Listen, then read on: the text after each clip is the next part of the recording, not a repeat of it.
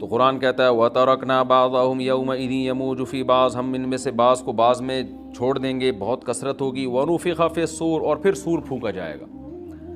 قرآن میں تو یہ کہ سور پھونکا جائے گا ایسے لگ رہا ہے جیسے فوراً پھونکا جائے گا، مگر احادیث میں تفسیر ہے کہ فوراً نہیں پھونکا جائے گا۔ یاجوج ماجوج قیامت کی نشانیوں میں سے ایک بہت بڑی نشانی ہوگی، یعنی یہ اس بات کی علامت ہوگی کہ اب قیامت بہت قریب ہے۔ تو حضرت عیسیٰ ابن مریم علیہ السلام جب نازل ہوں گے، میں تھوڑی سی ترتیب بیان کر دیتا ہوں کہ جو کیونکہ بات یاجوج ماجوج کی چل رہی ہے تو اس سے منسلک جو واقعات ہیں جو اس دور میں ہوں گے وہ بھی میں اسی لیکچر کے ضمن میں بیان کر دیتا ہوں۔ ہمیں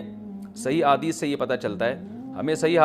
چلتا ہے کہ قرب قیامت میں جب مسلمان بہت کسمہ پرسی میں ہوں گے تو خراسان سے لشکر اٹھے گا۔ خراسان یہ افغانستان اور ایران کا حصہ، اس علاقے کو نبی صلی اللہ علیہ وسلم کے دور میں خراسان کہا جاتا ہے، جس میں قندھار بھی آتا ہے، ایران کا بھی حصہ آتا ہے اس میں۔ تو یہاں سے لشکر اٹھے گا، مجاہدین لڑیں گے بہت بڑی تعداد میں، دنیا میں جہاد ہوگا کیونکہ مسلمان ظلم کی چکی میں پس کے تنگ آ چکے ہوں گے،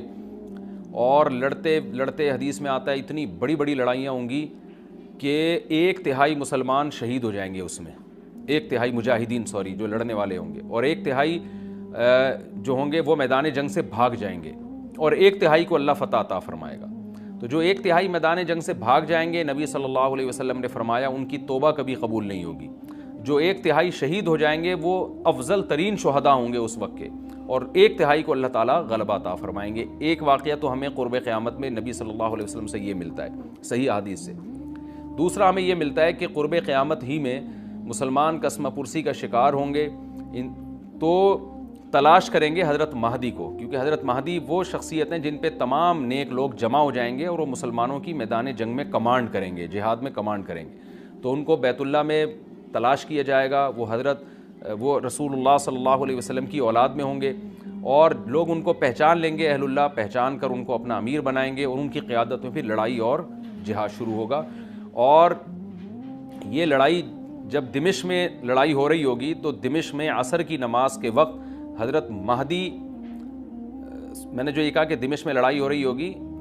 مقصد یہ نہیں ہے کہ دمشق کوئی میدان جنگ بنا ہوا ہوگا، مقصد یہ ہے کہ وہ مجاہدین کا لشکر دمشق میں ہوگا عصر کی نماز کے وقت، لڑائی چاہے کسی اور میدان میں ہو رہی ہو، لیکن حدیث میں ہمیں دمشق کا تذکرہ ملتا ہے۔ تو دمشق میں حضرت شام کا تذکرہ ملتا ہے، اور جو قرائن ہمیں ملتے ہیں وہ دمشق کی ایک خاص مسجد ہے، وہ مسجد حضرت مفتی تقی عثمانی صاحب اور مفتی رفیع عثمانی صاحب نے اس کو ہائی لائٹ بھی کیا، لیکن وہ یقینی نہیں ہے، یہ خوب سمجھے، انہوں نے اس کا بھی تبصرہ کیا کہ اس کے بارے میں کوئی یقین نہیں ہے۔ تو حضرت مہدی عصر کی نماز پڑھا رہے ہوں گے،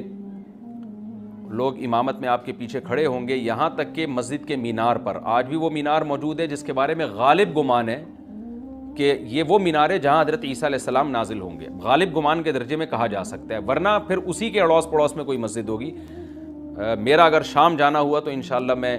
ارادہ ہے کہ میں ولاگ میں اس مسجد کا بھی تذکرہ کروں گا، اس جگہ کا بھی تذکرہ کروں گا، لیکن میں پہلے یہ بات بتا دوں کہ وہ 100% یقینی نہیں ہے، ایسا نہ ہو کہ اس مسجد کے مینار پہ چڑھ کے لوگ جو ہے وہ اس کے کوئی مینار کو ہی چاٹنا شروع کر دیں تبرک کے طور پہ۔ تو عصر کی نماز کا ٹائم ہوگا، حضرت عیسیٰ ابن مریم علیہ السلام فرشتوں کے کندھوں پہ ہاتھ رکھ کے نیچے اتریں گے نماز کے ٹائم پہ، یعنی آسمان سے مینار تک آئیں گے، اور پھر مینار سے آپ کے لیے سیڑھیاں لگائی جائیں گی، سیڑھیوں کے ذریعے مینار سے نیچے اتریں گے اور لوگ ان کو پہچان لیں گے۔ حضرت مہدی ان کو امامت کے لیے آگے کریں گے کہ آپ اللہ کے ایک پیغمبر ہیں، آپ نماز پڑھائیے، حضرت عیسیٰ علیہ السلام انہی کو آگے رکھیں گے، اور اس طرح کا مفہوم ہے حدیث میں کہ اللہ نے اس کام کے لیے آپ کو ہی منتخب کیا۔ کیا مطلب یہ امامت اس امت کا حق ہے؟ تو حضرت عیسیٰ ابن مریم علیہ السلام کا جو کام ہوگا وہ جہاد ہے اور یہودیوں سے انتقام لینا، کیونکہ یہودیوں نے اپنے خیال میں حضرت عیسیٰ کو قتل کیا تھا، تو اللہ نے یہودیت ہی کے خاتمے کے لیے اور دجال کے خاتمے کے لیے عیسیٰ ابن مریم کو نازل کیا ہے۔ حضرت مہدی سے پہلے ہی دجال ظاہر ہو چکا ہوگا۔ دجال کے بارے میں حدیث میں آتا ہے کہ ہر پیغمبر نے اپنی امت کو دجال کے فتنے سے ڈرایا ہے۔ اچھا، یہ دجال ایک ایسی شخصیت ہے جس کا یہودی انتظار ہم سے زیادہ کر رہے ہیں، کیونکہ یہودی اس کو اپنے لیے نجات دہندہ سمجھتے ہیں، جبکہ حدیث میں آتا ہے کہ دجال کانا ہوگا اور اس کا خدائی کا دعویٰ ہوگا، اس کے پاس کچھ ایسی طاقتیں ہوں گی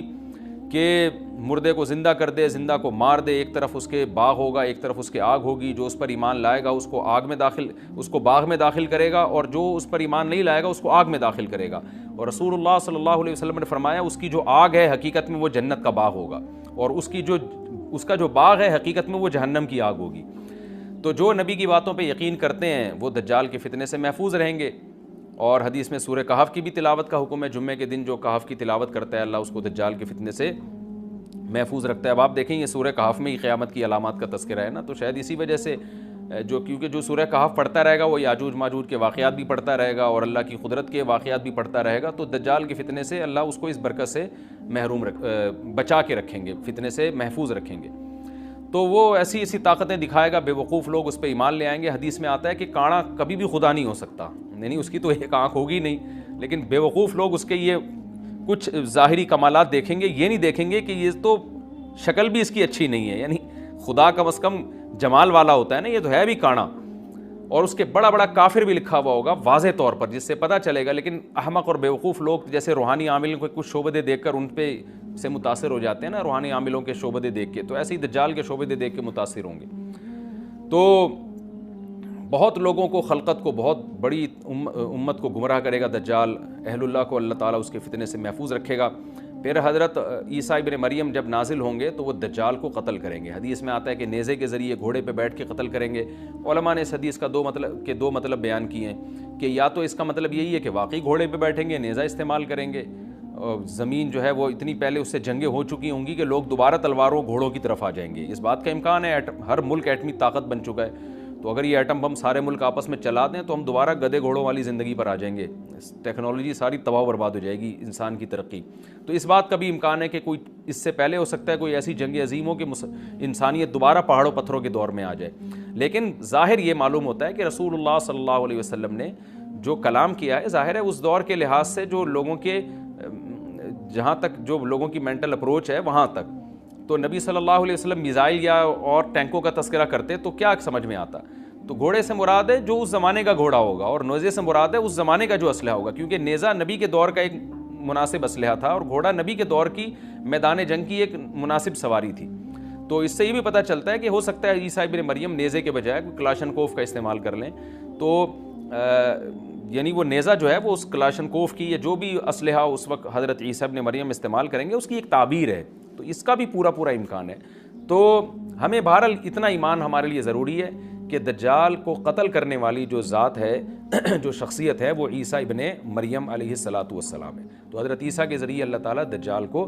قتل کریں گے، اور حضرت عیسیٰ کی قیادت میں زبردست جہاد ہوگا۔ حدیث میں آتا ہے کہ عیسیٰ ابن مریم اس دنیا کو امن سے بھر دیں گے، اتنا امن ہو جائے گا اور اتنی مالی فراوانی ہوگی، اتنی مالی، کیونکہ دنیا میں مال بہت ہے، ڈسٹریبیوشن صحیح نہیں ہے، جو تقسیم ہے نا مال کی وہ ظالمانہ ہے، جس کی وجہ سے غریب سے غریب تر ہے، امیر سے امیر تر ہے۔ حضرت عیسیٰ ابن مریم ایسا نظام قائم کریں گے کہ جس سے مال کی صحیح تقسیم، اور لوگ اٹھیں گے زکوٰۃ کا مستحق تلاش کریں گے اور لوگوں کو زکوٰۃ کا مستحق نظر نہیں آئے گا، غریب تلاش کرنا مشکل ہو جائے گا۔